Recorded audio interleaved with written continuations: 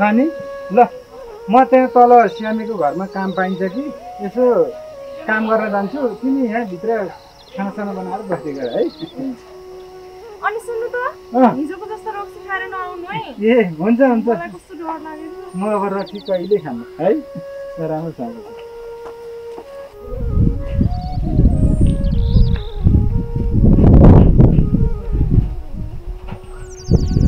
साउनी साउनी ए साउनी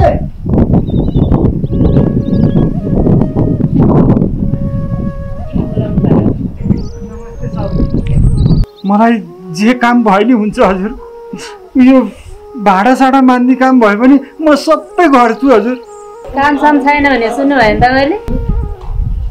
फेरि काम साम छैन भने तपाईँ पत्याउनु जानुहोस् त भाइ कस्तो कस्तो खालको मान्छेहरू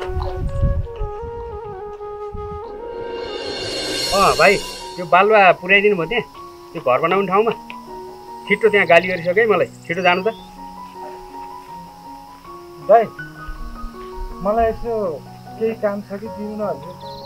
हेर्दै जड्या जस्तो छ के काम गर्छ तिमीले यो बालुवा यताउता सार्ने गाडीमा लोड अनलोड म सबै काम गर्छु हजुर काम दिनु नि हजुर म जे काम भए पनि गर्छु मेरो घरमा खानेकुरा केही पनि छैन जा भने सुन्दैनस् कस्ता कस्ता मान्छे आउँछ दिमाग मात्रै चाटिन्छ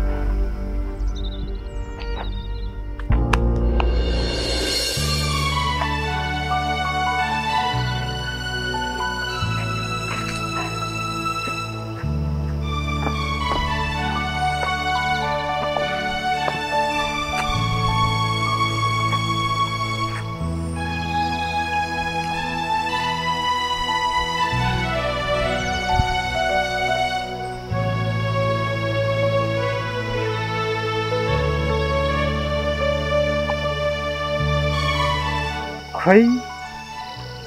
अब यो गाउँमा काम पनि कतै पाइँदैन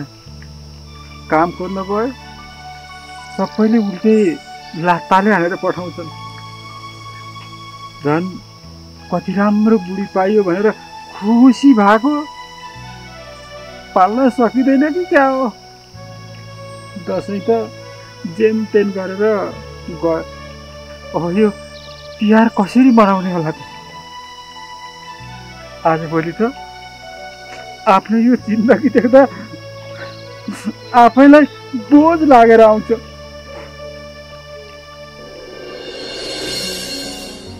फिर्के ए फिर्के कता गएको छ फिर्के के थियो हजुर ए फिर्केको नयाँ बुढी भने तिमी हो हजुर हो म यो गाउँको वडा अध्यक्ष तिमीले फिर्केलाई चाहिँ कहाँ र कसरी भेट्यौ मैले उहाँलाई बाटोमा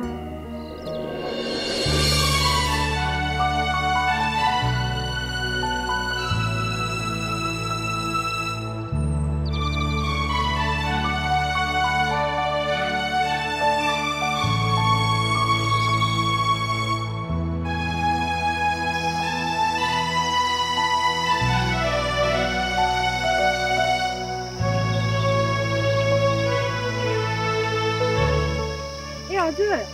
सुन्नु त यो गाउँमा कतै काम पाइन्छ होला खोइ अब अहिलेको जमानामा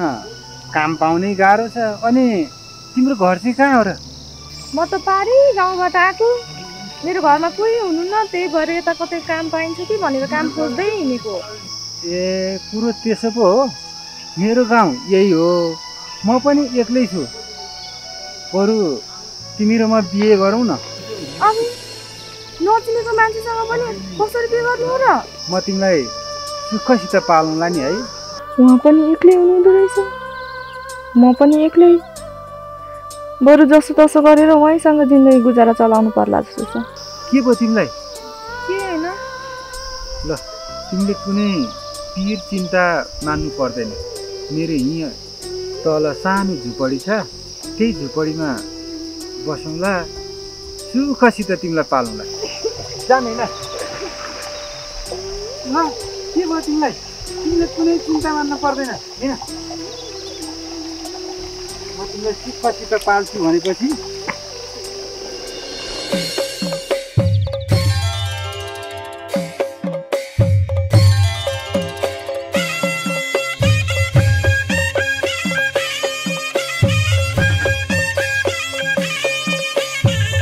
ल अनि अब आजबाट तिमी मेरो बुढी भयो है ल जामिन गर है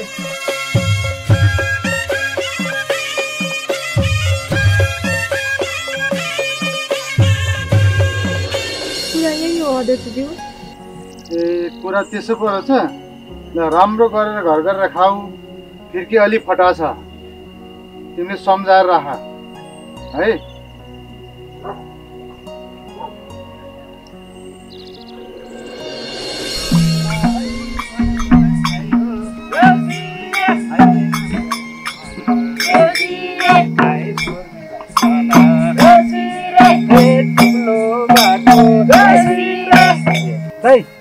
मलाई पनि देउसी भैलो खेल्न लैजानु न है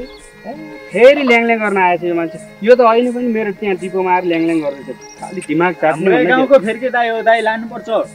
हो दाइ लैजाउँ न त लैजाउँ लाँदैमा के बिग्रिन्छ र रमाइलो लैजाउँ दाइ हामी मान्छे पनि कम छौँ लैजाउँ भट्याउन पनि हुन्छ लाने होइन लैजाउँ त्यसै बोरा बोक खोइ बोरा बोकाको ल यसले पाउनु चाहिँ एक माना चामल मात्रै पाउँछ है फेरि हुन्छ दाइ ल ल अब वडा अध्यक्ष घर आयो रमाइलो गर्नुपर्छ पैसा लाग्नुपर्छ पैसा होइन ल आइपुग्यो है ल साथीहरू खतरा गर्नुपर्छ है ल अब तपाईँ भट्याउनुहोस् म मादक बजाउँछु ठिक छ ल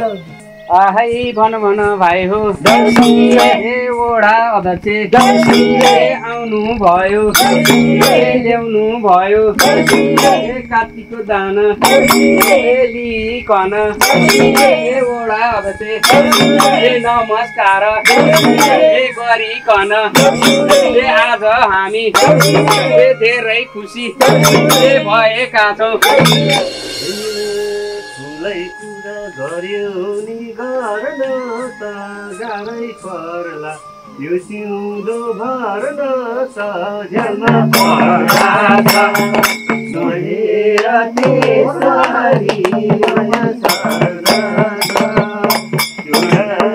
छोडिँदा कस्तो होला माया छोडिँदा झ्यालमा पर्ला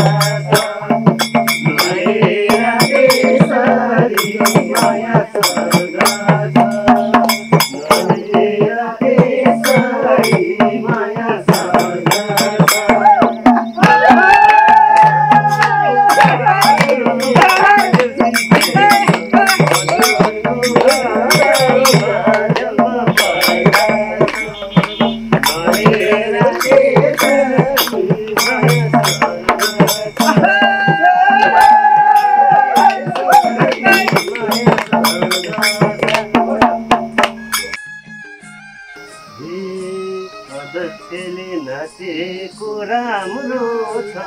अन्त नजाऊ पिराती राम्रो छ झ्यालमा पर्दा नहेर त्यसरी माया सर्दछ नाचेको राम्रो छ अन्त नजाऊ पिराती राम्रो छ झ्यालमा पर्दा नहेर त्यसरी माया पर्दछ नहेर त्यसरी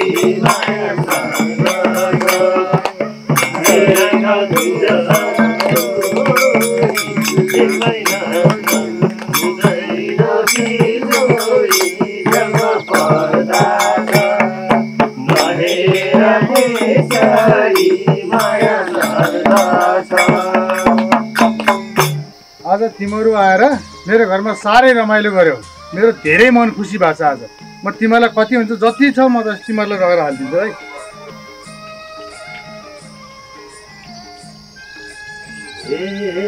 देउसी आयो सबैलाई जानकारी ओडा दक्षे साह्रै नै मनकारी झ्यालमा पर्दा नहेर त्यसरी माया सर्दछ ओडा दन्दिर तिम्रोमै मन काढी जान पर्दा मरेर त्यसरी माया सर्छ भन भाइ हो ए ओडा अध्यक्ष ए साह्रै नै मनकारी ए हाम्रो घरमा ए आशिक दिदी ए सबैजना ए चुनावमा ए जिताउन ए लागि परम ए हाम्रो आशिष ए लागि जाओस् ए अध्यक्षज्यूलाई ए माना चामल ए पाथी धान ए दिइकन ए आशिष हामीले ए दिएका छौँ ए परिपूर्ण ए लागि जाओस् ए चुनावमा ए बहुमतले ए जिति जाउन् ए जित्छन् ए पनि मेरा भाइ हो ए सबै मिली ए देउसिरे भन है ओडा अध्यक्षज्यू चुनाव चाहिँ मजाले जित्नुहुन्छ योपालि जित्नु होला हाम्रो आशिष लाग्छ है जाउँ है साथी अवश्य म जितिहाल्छु नि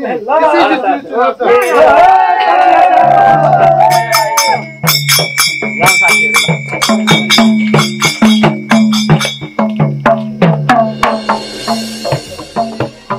फेरि घरमा पनि देउसी खेलौँ बाटो अप्ठ्यारो छ घोडा उगार ल सबै साथीहरू आइपुगे ल बचाउनु दाइ ल सुरु गरौँ त ल आहै भन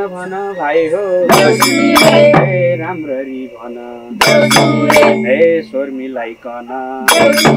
हे हामी त्यसै हे आएका हैनौँ हे फिर्केको घरमा हे देउसी खेल्न हे आएका हामी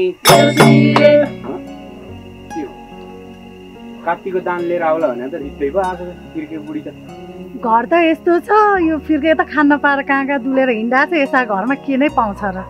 फिर्के बुढी आफै खान नपाए जस्तो छ बिचरा फिर्के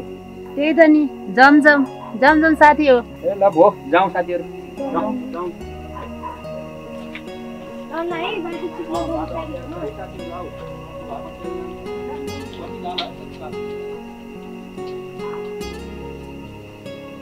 कात्तिके दान दिन नसके पनि हामी गरिबहरूलाई पनि त रमाइलो गर्ने मन हुन्छ एकछिन नाचेर रमाइलो गरेर जाँदैमा के जान्थ्यो र ल साथीहरू देउसी भैली पनि खेल्यो साह्रै रमाइलो भयो है अब जे जस्तो छ यसो बाँडीचुँडी गरौँ न त किनभने म पनि अलिकति घाँटी दुखाएर लामो समयसम्म चाहिँ मेरो ठुलो भूमिका गरिरहेको छु होइन त